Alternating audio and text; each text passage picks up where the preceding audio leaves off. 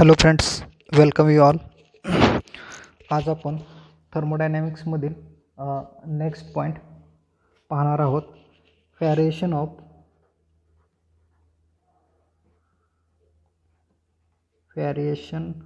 Of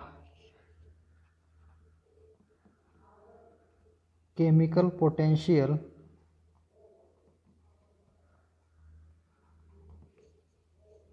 with pressure and temperature. Variation of chemical potential with pressure and temperature.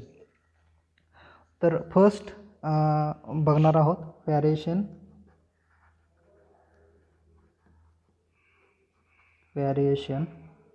with pressure.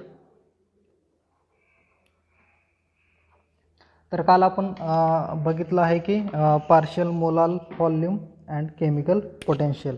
आज आपण chemical पोटेन्शियलमधील variation of pressure पाहणार आहोत.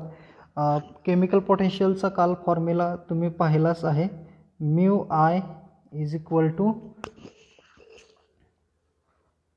D G upon D N I at constant temperature pressure NJ is also equal to GI bar.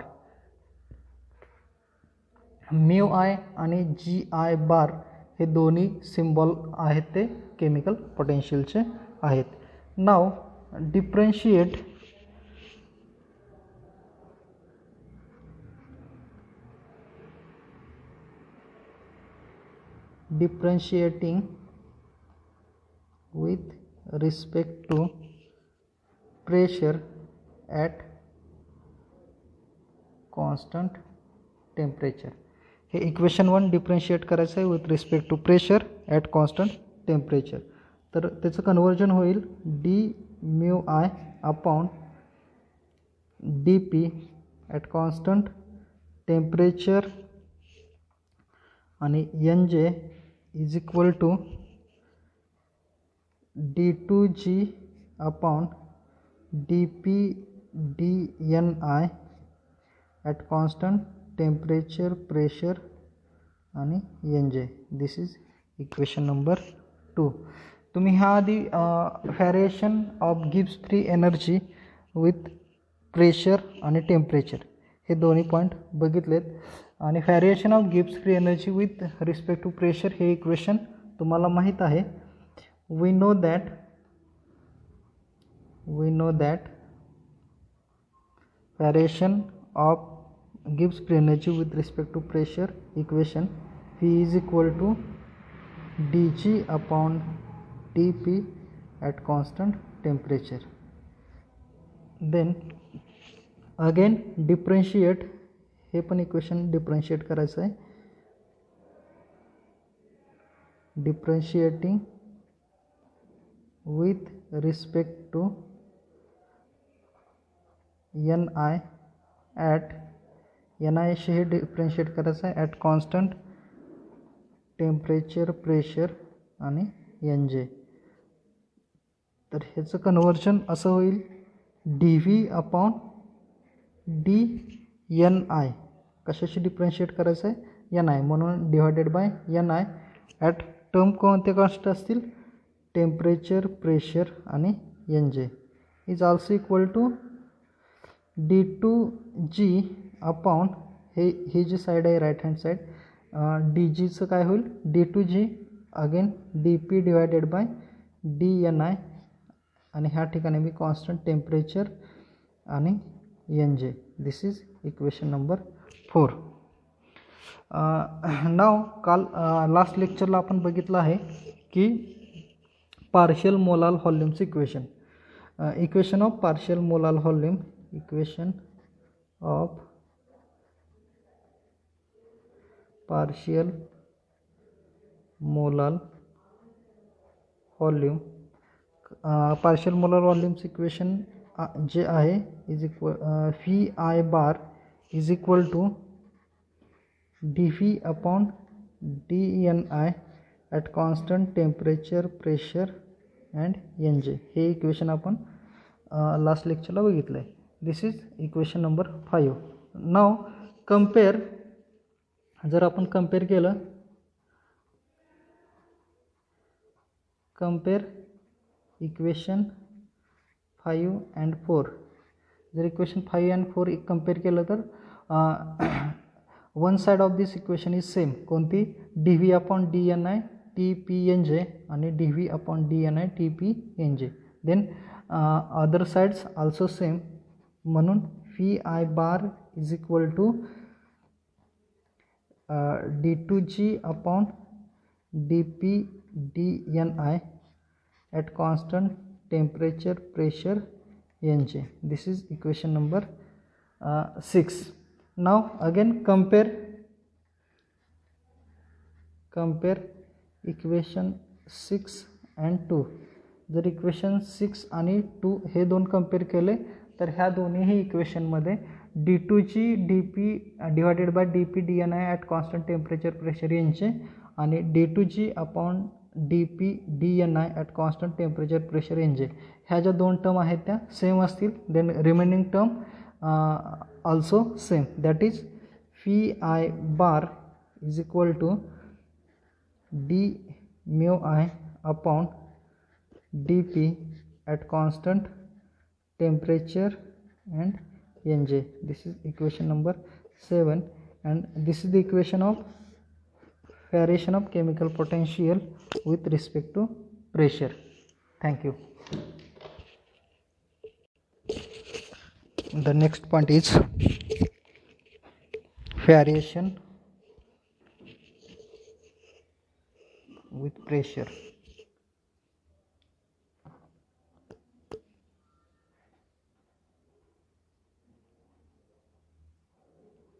Variation with, next point is variation with temperature.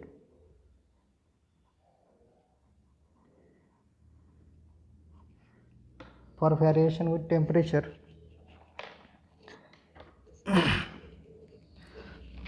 मगाच equation घेऊया chemical पोटेन्शियलचं. कोणतं? Mu I is equal to D G upon D N I at constant temperature pressure N J is also equal to G I bar. हे जे केमिकल पोटेन्शियलचं equation आहे तेच घेऊया. Again differentiate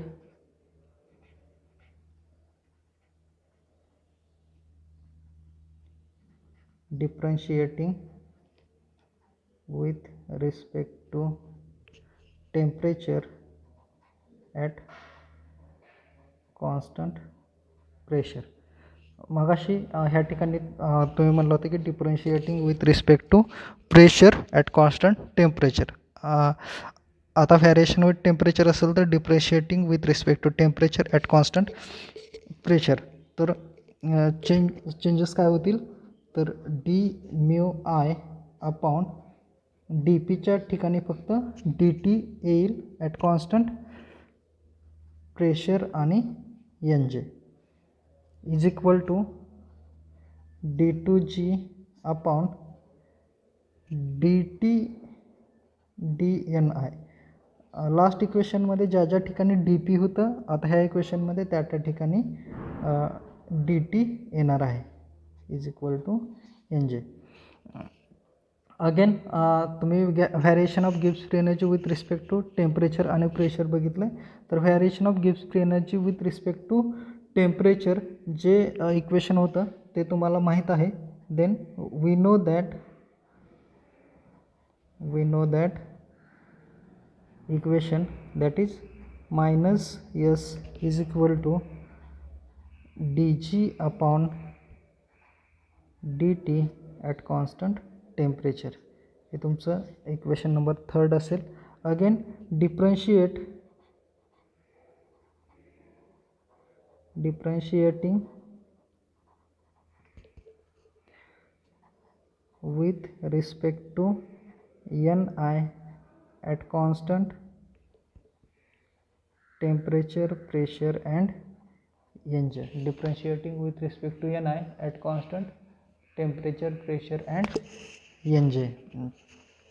Same minus ds upon dni at constant temperature pressure nj is equal to d2g upon dt dni at constant pressure आणि nj.